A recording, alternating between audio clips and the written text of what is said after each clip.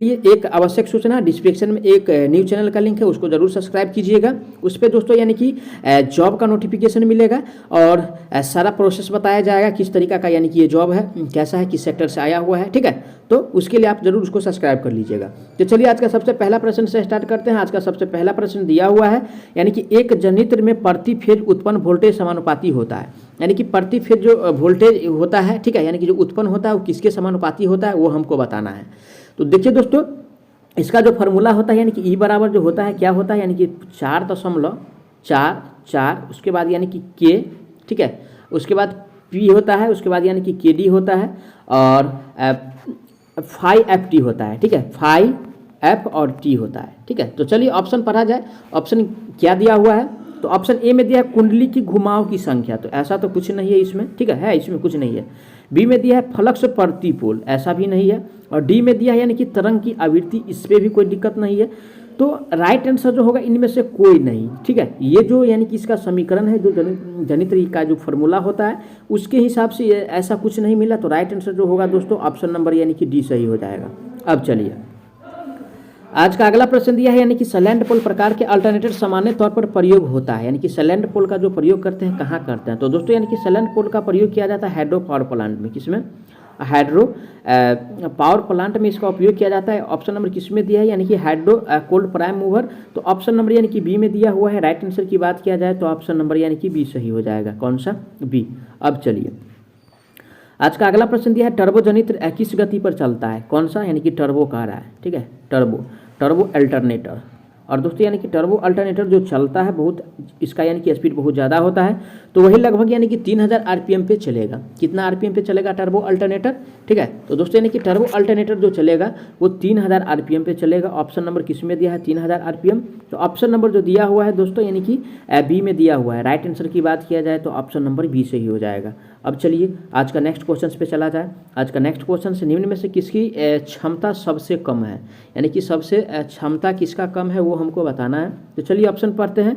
Gas turbine का तो होता है, ठीक है, उसके बाद पेट्रोल इंजन का भी यानी कि इसका क्षमता ज़्यादा होता है और डीजल इंजन का भी ज़्यादा होता है, लेकिन वाष्प इंजन जो दिया है यानी कि तीनों की अपेक्षा इसका यानी कि कम होता है, ठीक है। तो कम वाला हमको पहचानना था, तो राइट आंसर जो होगा दोस्तों यानी कि ऑप्शन नंबर यानी कि डी सही हो जाएगा, ठीक है। नेक्स्ट क्वेश्चन दिया है, टर्बो अल्टरनेटर में पोल की संख्या क्या है? क्या किसमें पूछ रहा है दोस्तों? यानी कि टर्बो में पूछ रहा है, ठीक है, टर्बो में। और टर्बो यानी कि अल्टरनेटर में, और टर्बो अल्टरनेटर में यानी कि पोल की संख्या जो होता है दोस्तों यानी कि 2 होता है। पोल बराबर कितना होता है? 2 होता है। ऑप्शन किस में दिया है? यानी कि 2। ऑप्शन नंबर ए में दिया हुआ है। राइट आंसर की बात किया जाए तो ऑप्शन यानी कि ए सही हो जाएगा। आज का नेक्स्ट प्रश्न दिया हुआ है, यानी उत्पन्न EMF का हार्मोनिक घटक किसमें यानी कि ज़्यादा होता है, ठीक है, यानी कि उत्पन्न EMF का हार्मोनिक होता है वो किसमें ज़्यादा होता है वो हमको बताना है।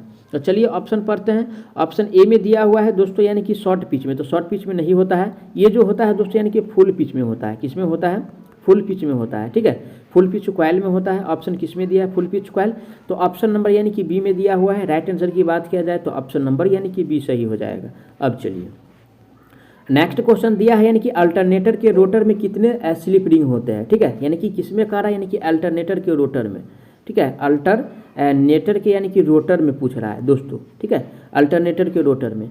और अल्टरनेटर के रोटर में जो स्लिप होता है दोस्तों यानी कि वो 2 होता है। कितना होता है? 2 होता है। ऑप्शन किस में दिया है? 2। तो ऑप्शन नंबर जो दिया है दोस्तों यानी कि सी में दिया है 2। तो राइट आंसर जो होगा ऑप्शन नंबर यानी कि सी सही हो जाएगा। अब चलिए आज का नेक्स्ट प्रश्न दिया है, यानी कि रोटर को डीसी सप्लाई देने पर जनित्र क्या कहलाता है, ठीक है, अगर डीसी सप्लाई देंगे तो क्या कहलाता है वो हमको बताना है, ठीक है। अगर दोस्तों यानी कि रोटर को, ठीक है, किसको? यानी कि रोटर को, अगर रोटर को अगर डीसी दिया जाए तो उसको यानी कि एक्साइटर कहेंगे। क्या कहेंगे? एक्साइटर कहेंगे, ठीक है, एक्साइटर कहा जाता है। तो ऑप्शन किस में दिया है? एक्साइटर। ऑप्शन नंबर यानी कि बी में दिया हुआ है, जिसको उत्तेजक कहते हैं। राइट आंसर जो होगा ऑप्शन नंबर बी सही हो जाएगा। अब चलिए आज का अगला प्रश्न दिया हुआ है, निम्न में से कौन एक अल्टरनेटर के रोटर का प्रकार है? यानी कि अल्टरनेटर के रोटर जो होता है कौन सा होता है वो हमको बताना है। तो चलिए ऑप्शन पढ़ते हैं। ऑप्शन ए में दिया है यानी कि सिलेंड्रिकल टाइप, ई भी होता है, ठीक है, सैलेंट पोल भी होता है। और डी में दिया है यानी कि घुमावदार प्रकार, तो ऐसा तो नहीं होता है, तो ये 2 प्रकार का होता है दोस्तों। तो राइट आंसर जो होगा यानी कि सी सही हो जाएगा। ए और बी दोनों दिया हुआ है, तो करेक्ट आंसर यानी कि सी सही हो जाएगा। अब चलिए आज का अगला प्रश्न दिया, किस प्रकार के प्राइम मूवर में आमतौर पर बेलनाकार पोल प्रकार के रोटर का उपयोग किया जाता है। ठीक है, किसका आकार है, यानी कि सिलेंड्रिकल पोल का आकार है। और दोस्तों यानी कि सिलेंड्रिकल पोल का जो उपयोग करते हैं यानी कि हाई स्पीड में करते हैं, किसमें, हाई स्पीड में किया जाता है सिलेंड्रिकल पोल का। तो ऑप्शन नंबर किसमें दिया, हाई स्पीड। ऑप्शन नंबर जो दिया हुआ है दोस्तों यानी कि ए में दिया है हाई स्पीड। राइट आंसर की बात किया जाए तो ऑप्शन नंबर यानी कि ए सही हो जाएगा। अब चलिए आज का अगला प्रश्न दिया यानी कि सैलेंट टाइप रोटर के लिए किस प्रकार का प्राइम मूवर प्रयोग किया जाता है। किसके लिए, सैलेंट पोल के लिए कह रहा है। और दोस्तों यानी कि सैलेंट पोल के लिए जो प्राइम मूवर का प्रयोग करते हैं वो यानी कि लो एंड मीडियम स्पीड में, किसमें, यानी कि लो एंड मीडियम स्पीड में। ठीक है, लो एंड मीडियम स्पीड में सैलेंट पोल का उपयोग करते हैं। जबकि सिलेंड्रिकल पोल की अगर बात किया जाए, ठीक है, सिलेंड्रिकल पोल की अगर बात किया जाए तो दोस्तों यानी कि इसका उपयोग जो किया जाता है यानी कि हाई में किया जाता है ओनली पोल, किसमें, हाई में करते हैं। लेकिन यहाँ पे सिलेंट पोल का पूछता है तो लो एंड मीडियम में करते हैं। तो राइट आंसर जो दिया है ऑप्शन नंबर डी में दिया है, करेक्ट आंसर डी हो जाएगा। अब चलिए अगला प्रश्न दिया हुआ है, निम्न में से किस पर अल्टरनेटर में यानी कि जनित्र ईएमएफ की आवृत्ति निर्भर करती है। ठीक है, यानी कि ईएमएफ यानी कि जनित्र का ईएमएफ जो आवृत्ति निर्भर करती है किस पे करता है वो हमको बताना है। तो चलिए ऑप्शन पढ़ते हैं। ऑप्शन ए में दिया हुआ है दोस्तों यानी कि ध्रुव की संख्या पे, तो ध्रुव की संख्या पे तो एकदम निर्भर करेगा। उसके बाद दोस्तों बी में दिया है गति पे भी निर्भर करता है। ठीक है, गति पे भी निर्भर करता है क्योंकि दोस्तों यानी कि इसका फॉर्मूला जो होता है एन बराबर जो होता है यानी कि 120 गुने एफ और बट्टा में यानी कि पी होता है। ठीक है, एन एस बराबर। और अल्टरनेटर का आकार से इसका कोई मतलब नहीं है। तो राइट आंसर जो होगा यानी कि ए और बी दोनों पे, तो ऑप्शन किस में दिया है, डी में दिया है। करेक्ट आंसर की बात किया जाए तो ऑप्शन नंबर डी सही हो जाएगा। दोस्तों प्लीज़ अगर आप लोग नए हैं तो चैनल को जरूर सब्सक्राइब कीजिए, आप लोगों का सपोर्ट का ज़रूरत है हमें। ठीक है, चलिए आज का अगला प्रश्न पे चलते हैं। अगला प्रश्न दिया है यानी कि 1500 आरपीएम पर चल रहे अल्टरनेटर 50 हर्ट्ज वोल्टेज उत्पन्न कर रहा है, ध्रुवों की संख्या क्या होगा। ठीक है, चलिए इसमें पोल निकालना है, छोटा सा न्यूमेरिकल है, इसको यानी कि थोड़ा हल करने का प्रयास करते हैं। क्या दिया हुआ है दोस्तों, यानी कि एन एस बराबर जो दिया हुआ है, क्या दिया हुआ है, यानी कि 1500 आरपीएम दिया है। कितना, 1500 आरपीएम दिया हुआ है। ठीक है, और हर्ट्ज बराबर कितना दिया है, फ्रिक्वेंसी जो दिया हुआ है कितना दिया है दोस्तों, यानी कि एफ जो दिया हुआ है यानी कि 50 हर्ट्ज दिया है। तो चलिए तो एन एस बराबर 120 एफ बटा पी होता है। तो एन एस का वैल्यू यानी कि 1500 बराबर में 120 और गुना में फ्रिक्वेंसी का मान दिया है 50 और बट्टा में पोल निकालना है। ठीक है, तो चलिए अब गुना किया जाए तो क्या हो जाएगा, यानी कि 12 पंच यानी कि 60, 6000। ठीक है, 6000 यहाँ पे लिखते हैं, स्क्रीन थोड़ा छोटा है इसलिए थोड़ा दिक्कत हो रहा है। यानी कि कितना हो जाएगा, यानी कि 1500। ठीक है, 1500 पी बराबर में यानी कि 6000। कितना, 6000। तो पी बराबर में क्या हो जाएगा दोस्तों, 6000 और बट्टा में 6000 और बट्टा में यानी कि 1500। अब चलिए ये दूगो से दूगो जीरो कैंसिल, 1500 का यानी कि 60। ठीक है, पी का संख्या कितना आ रहा है, यानी कि 4 आ रहा है। ऑप्शन नंबर किस में दिया है, 4। तो ऑप्शन नंबर जो दिया है दोस्तों यानी कि डी में दिया हुआ है 4। राइट आंसर की बात किया जाए तो ऑप्शन नंबर डी सही हो जाएगा। ठीक है, मैं दोस्तों यानी कि इस प्रकार का छोटा छोटा न्यूमेरिकल आपको करके जाना है, ये हर एग्जाम में आएगा 100%। प्रत्येक यानी कि शिफ्ट में, प्रत्येक पेपर में ऐसा क्वेश्चन जरूर रहेगा, आप लोग देखिएगा टीज 2 में। ठीक है, तो चलिए आज का अगला प्रश्न पे बात किया जाए। आज का अगला प्रश्न दिया हुआ है 3000 आरपीएम चल रहे 2 पोल अल्टरनेटर की आवृत्ति क्या होगा। ठीक है, इसमें फ्रिक्वेंसी हमसे पूछ रहा है। तो चलिए यानी कि एन एस का वैल्यू यानी कि 3000 दिया है, 3000 बराबर में हो जाएगा, यानी कि कितना हो जाएगा, किस क्या पूछ रहा है दोस्तों, आवृत्ति पूछ रहा है। तो चलिए 120 और गुना में एफ और बट्टा में पोल की संख्या 2 है। इसको काटने के बाद कितना आएगा, यानी कि 60 आएगा। ठीक है, अब चलिए तो दोस्तों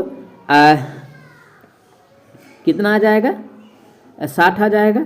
और क्या निकालना है, यानी कि पोल निकालना है, सॉरी फ्रिक्वेंसी निकालना है। ठीक है, और फ्रिक्वेंसी दोस्तों यानी कि इसको अगर काटने के बाद जो अगर काटिएगा, मल्टीप्लाई अगर कीजिएगा, ठीक है, काटने उठने के बाद अगर मल्टीप्लाई कीजिएगा तो यहाँ से जो आएगा दोस्तों यानी कि फ्रिक्वेंसी, यानी कि फ्रिक्वेंसी जो आएगा वो हमको बताना है। ठीक है, तो देखिए दोस्तों यानी कि फ्रिक्वेंसी जो आएगा इसका 40 नंबर का जो फ्रिक्वेंसी आएगा वो आपको लगभग यानी कि 50 हर्ट्ज आएगा। कितना, यानी कि 50 हर्ट्ज आएगा। ठीक है, 50 हर्ट्ज आएगा।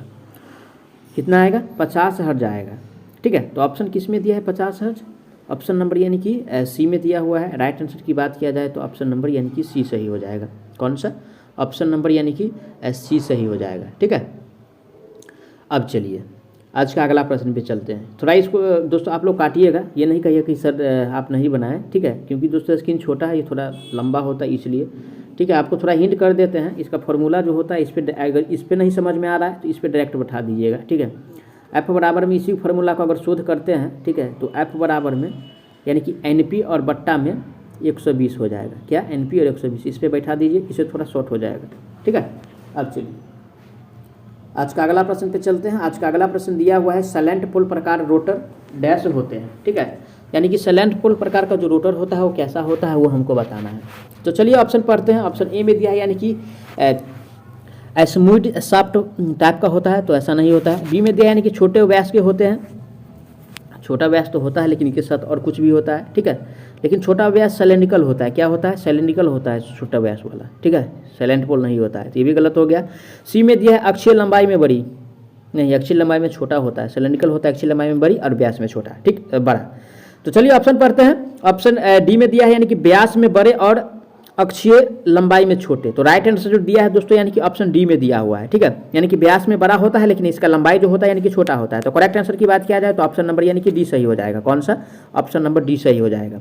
अब चलिए आज का अगला प्रश्न दिया हुआ है यानी कि अगर कोई कुंडली चुंबकीय फ्लक्स का समकोण पर प्रतिच्छेद कर रहे तो कैसा विद्युत वाहक बल उत्पन्न होगा। यानी कि प्रतिच्छेद अगर कर रहे हैं, ठीक है, यानी कि समकोण पे अगर जो प्रतिच्छेद कर रहा है तो उसमें जो यानी कि विद्युत वाहक बल उत्पन्न होगा वो कैसा उत्पन्न होगा वो हमको बताना है। तो दोस्तों यानी कि इसमें यानी कि मैक्सिमम विद्युत वाहक बल उत्पन्न होता है, यानी कि अधिकतम, ठीक है, यानी कि मैक्सिमम। ऑप्शन नंबर किस में दिया है मैक्सिमम विद्युत वाहक बल?